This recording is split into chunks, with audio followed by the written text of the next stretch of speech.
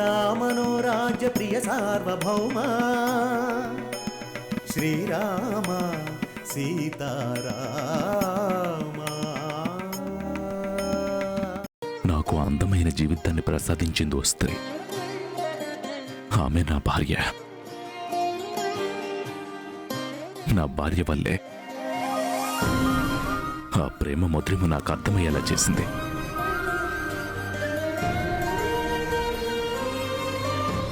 కానీ ఇలాంటి ఎదవలో తల్లి దగ్గర పెరిగి ఆడపిల్లలను అమ్మేయాలని చూస్తున్నారు.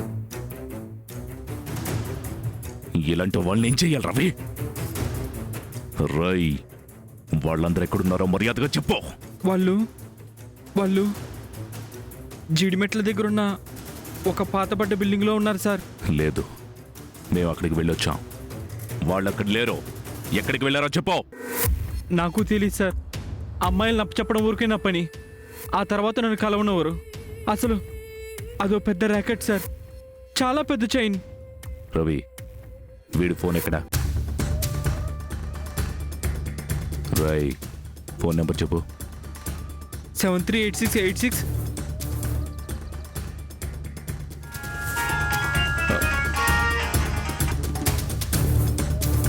హలో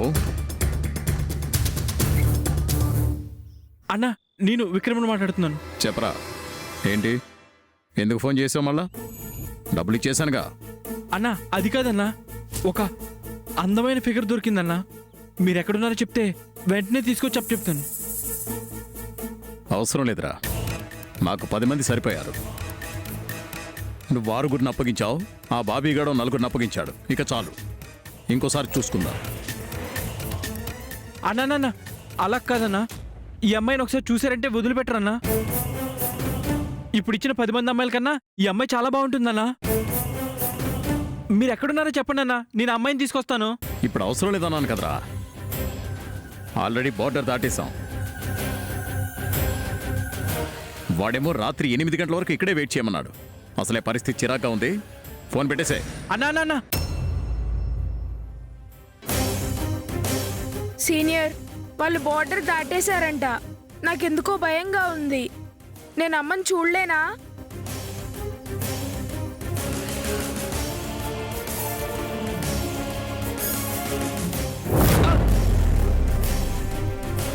చెప్పు. బోర్డర్ దాటడం ఏంటి? ఏ బోర్డర్? నాకు తెలియదు సార్. చెప్పరా.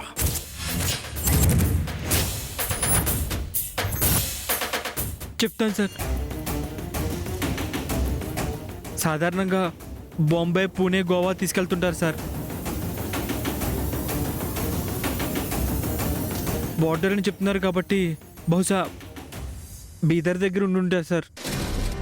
రవి, బీదర్ ఎక్కడి నుంచి ఎంత దూరం? 120 కిలోమీటర్స్ సార్. 2 hours journey.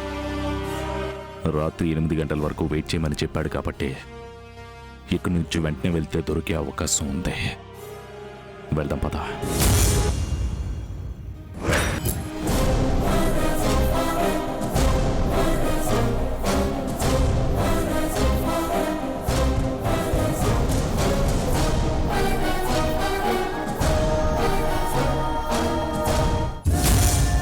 రే బాస్, ఏంట్రా ఇది?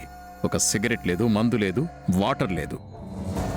నేను వెళ్ళి సిగరెట్స్ తీసుకొస్తాను. ఇక్కడెక్కడ దొరుకుతాయి బాస్? చాలా దూరం వెళ్ళాలి. రే, చాలా టైం ఉంది కదరా బయలుదేరడానికి. నేను వచ్చేస్తా. వీళ్ళని జాగ్రత్తగా చూసుకోండి. మేము చూసుకుంటాం బాస్.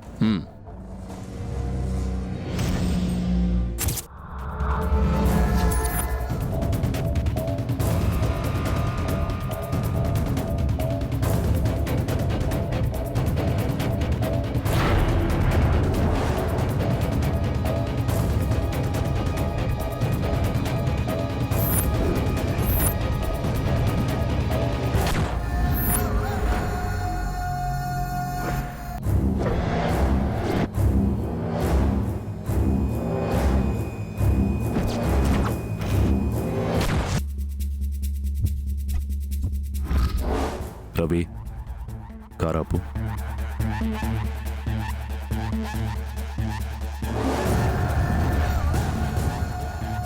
సార్, కొద్దిగా అక్కడ వరకు లిఫ్ట్ ఇస్తారా సార్?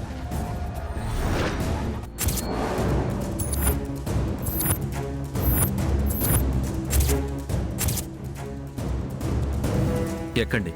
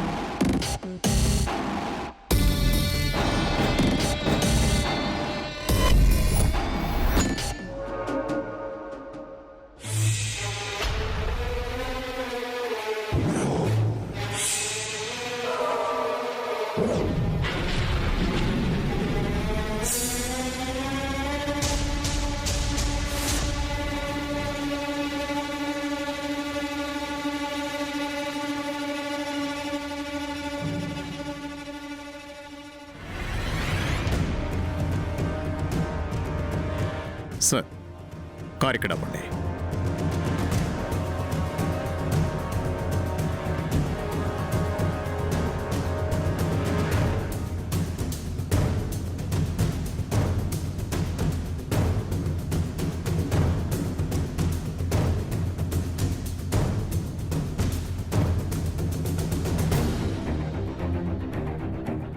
సీనియర్ సీనియర్, వాడే వాడే మా అమ్మని కిడ్నాప్ చేసింది. రవి, నువ్వు కారు పోని. సీనియర్, మళ్ళీ వాడు మిస్ అయితే మా అమ్మ దొరక సీనియర్. రవి, కారు అలా ముందుకు పోనిచ్చి వాడికి అనుమానం రాకుండా యూటర్న్ తీసుకో.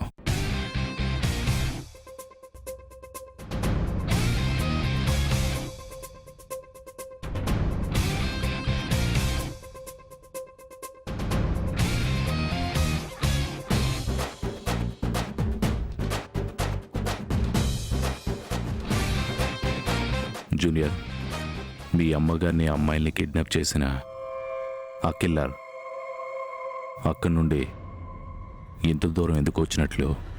అవన్నీ నాకు తెలియదు సీనియర్. వాళ్ళే మా అమ్మని కిడ్నాప్ చేశారు.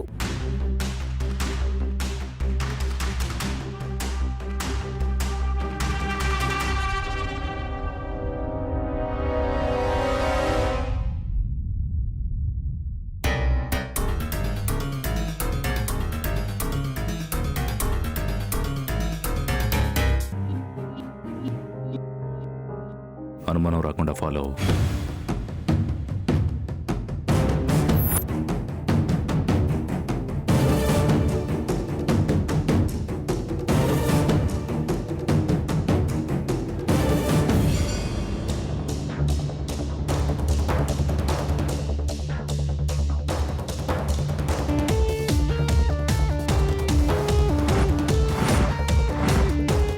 ఇక్కడ ఆపండి.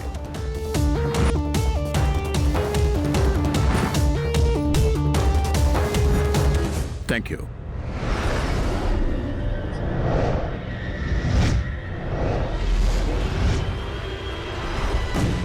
నో డౌట్ రవి, వాళ్ళంతా ఇక్కడే ఉన్నారు. లోపలికి వెళ్తాం పదా.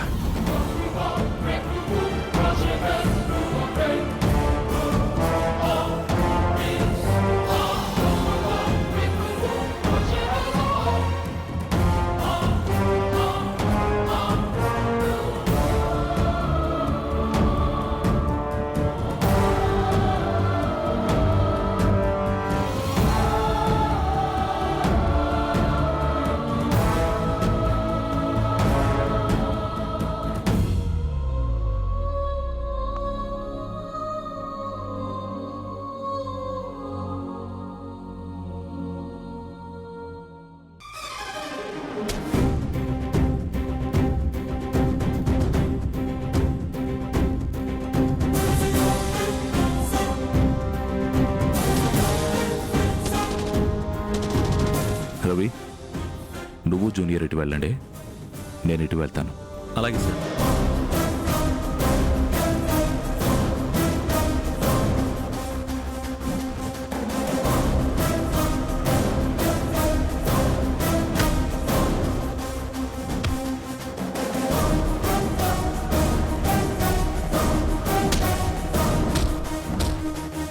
రేయ్ మీరు వెళ్ళి వాళ్ళని పట్టుకుంటారా?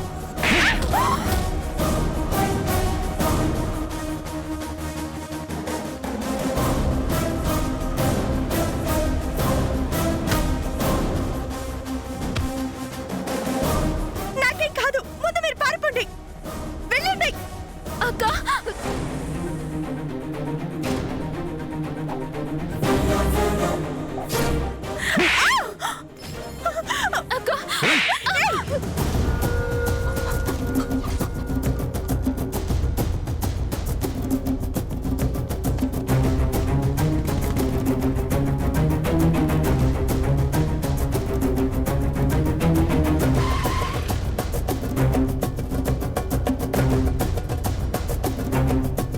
మీరేం కంగారు పడకండమ్మా, మీకేం కాదు.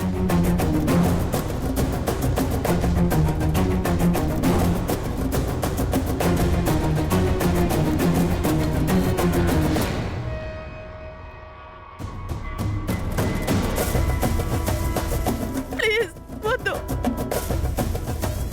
ప్లీజ్. మీరేం భయపడకండమ్మా, మీకేం భయం లేదు. నాతో రండి, రండి.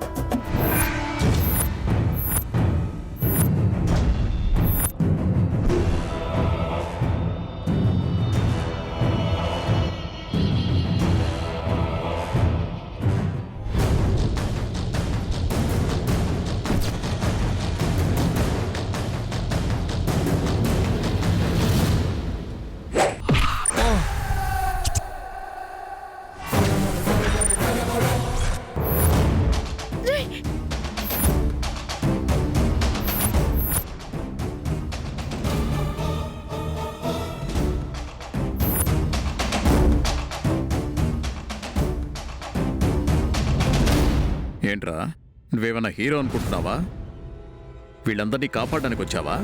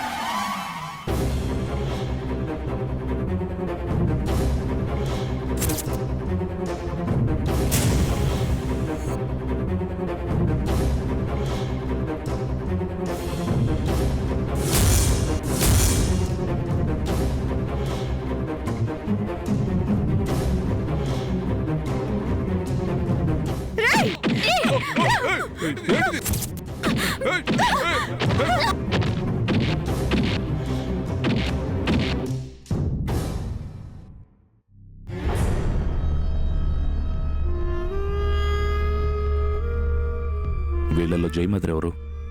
ఒక ఆవిడైతే అక్కడ ఉండిపోయారు సార్. మేమైతే తప్పించుకొని వచ్చేసాం.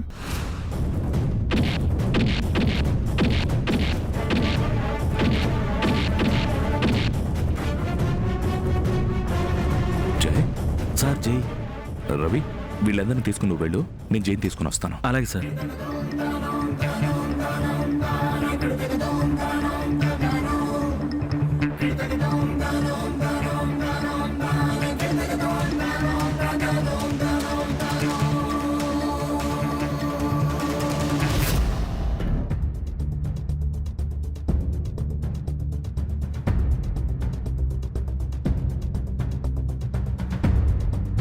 అమ్మా, మా ఫ్రెండ్ అమ్మా, మిమ్మల్ని కాపాడడానికి వచ్చాడు.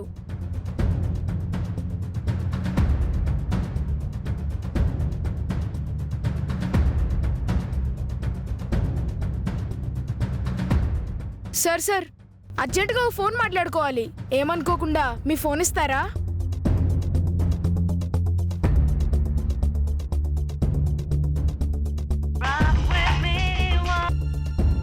హలో సీనియర్, నేను జూనియర్ని మాట్లాడుతున్నాను. యా, ఎక్కడ? నేను అమ్మ తులసక్క అడవిలోంచి రోడ్డు మీదకి వచ్చాం. Very good. నువ్వు వెంటనే సిటీకి వెళ్ళిపో. మరి మీరెక్కడ సీనియర్? నేను వాళ్ళు కాపాడాను. నువ్వు అక్కడే ఎక్కువసేపు ఉంటే మంచిది కాదు. నువ్వు వెంటనే అమ్మని తీసుకుని వెళ్ళిపో. నేను వచ్చి కలుస్తాను. Okay senior. ఓకే.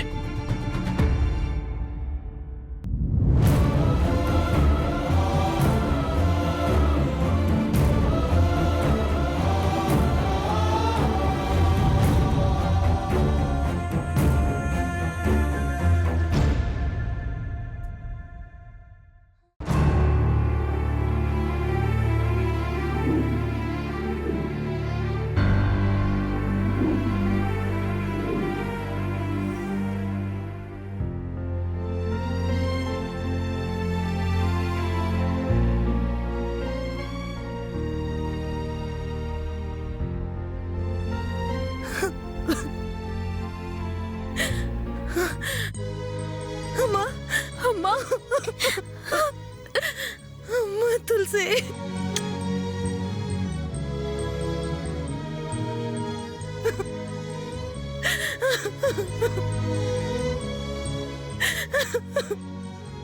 అమ్మా నీకేం కాలేదు కదమ్మా?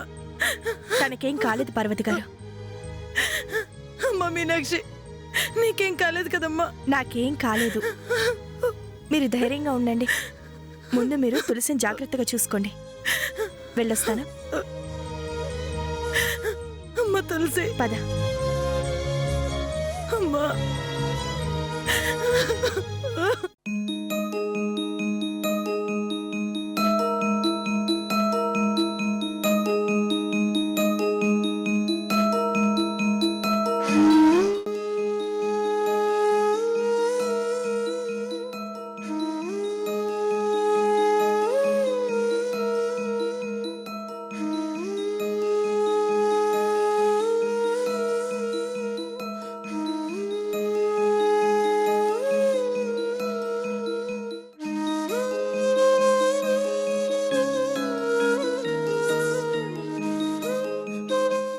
ఎంత పెద్ద ప్రమాదం నుంచి బయటపడ్డావమ్మా. లేకపోతే నిజమే బాబాయ్, చాలా పెద్ద గండం తప్పింది. ఏదైనా జరగరాంది జరుగుంటే నా పిల్లల పరిస్థితి ఏంటి?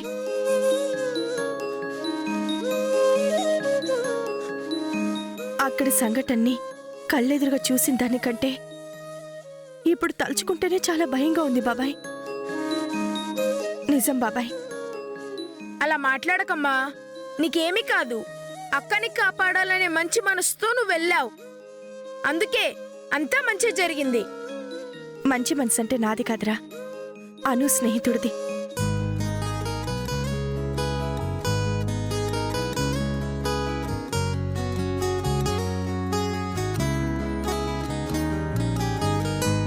నా ఆఫీస్లో నాతో పాటు పనిచేసే కొలిక్ కూతురన్న స్వార్థంతో నేను తనని కాపాడడానికి వెళ్ళాను. కానీ ఆయన ఏ స్వార్థం లేకుండానే గొప్ప మనసుతో అంతమంది ఆడపిల్లల్ని పెద్ద ప్రమాదం నుంచి కాపాడాడు. అంత గొప్ప హృదయం ఈ రోజుల్లో ఎంతమందికి ఉంటుంది? ఆ గొప్ప హృదయం ఉంది నాన్నకేనమ్మా.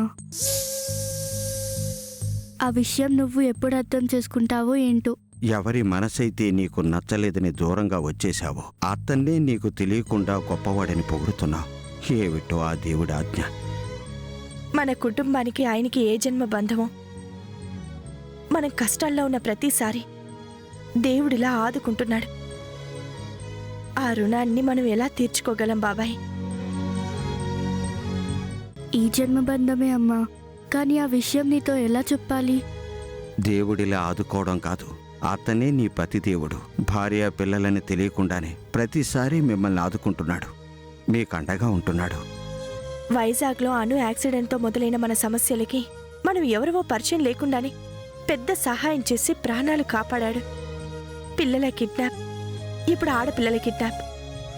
అన్నిట్లో శక్తిలా అడ్డుపడి మన కుటుంబానికి ఇంత సహాయం చేసిన మహానుభావుడికి 2 చేతులెత్తి నమస్కరించడం తప్ప ఏమీ చేయలేని పరిస్థితి మనది.